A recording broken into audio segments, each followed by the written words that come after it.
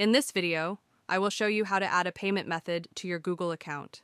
To get started, open any web browser of your choice.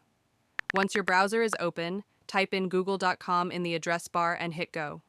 This will take you to the Google homepage. Make sure you're signed into the Google account where you'd like to add the payment method.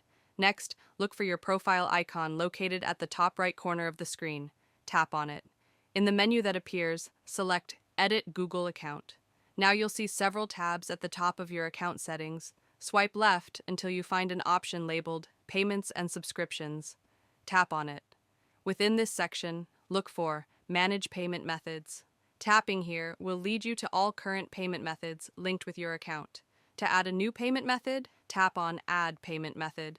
This action saves all changes made and adds your new payment method successfully. Make sure to like and subscribe for more helpful tutorials.